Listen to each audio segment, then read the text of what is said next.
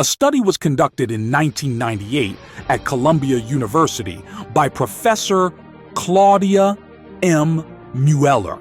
She took a large group of fifth graders and had them work on numerous puzzles by themselves. These were very challenging puzzles, but regardless of how well each child did, he or she was told that they scored very well, better than most of the other kids. Afterwards, half of the students were told they scored high because they worked hard, while the other half were told it was because they were smart and gifted. Then, each student was presented with 3 more types of puzzles: easy ones, medium difficulty ones, and extremely challenging ones. What they found was very interesting. The students who were told they did well because they were smart spent most of their time on the easy puzzles. They spent almost no time on the extremely challenging ones and much less time overall trying to solve them. This was a sign of lower motivation. They even said they didn't enjoy the experiment.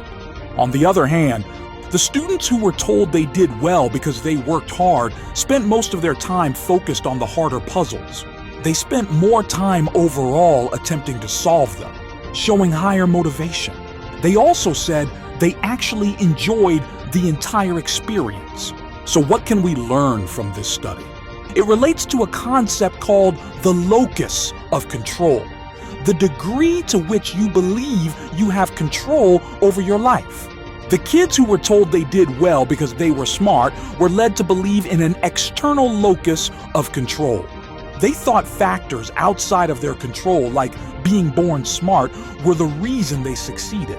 Meanwhile, the kids who were told they did well because they worked hard developed an internal locus of control.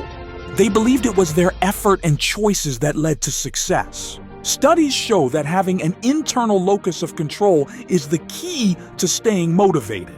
You must feel like you have control over your life and that you are responsible for the things that happen to you. I saw this firsthand when I was in charge of a sales team.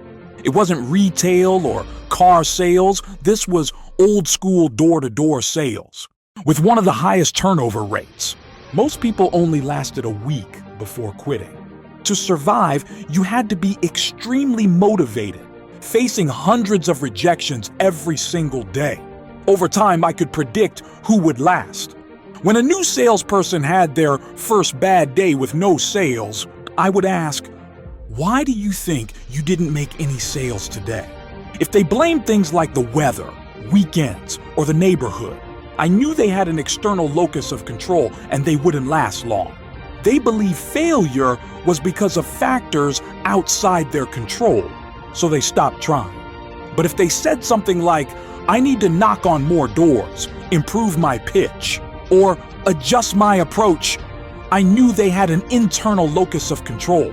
Those were the ones who succeeded. That is the danger of having an external locus of control. You feel like nothing you do matters, so you stop trying.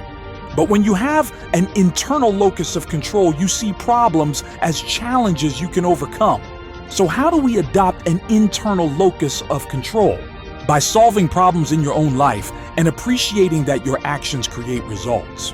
For example, if you struggle with falling asleep, you might research and find that getting more sunlight in the morning, using your bed only for sleeping, or installing a blue light filter on your phone can help. You try these changes, and soon you fall asleep 15 minutes faster.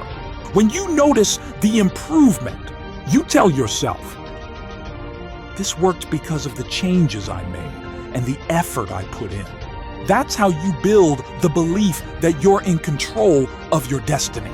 Develop an internal locus of control, and you'll never struggle with motivation again.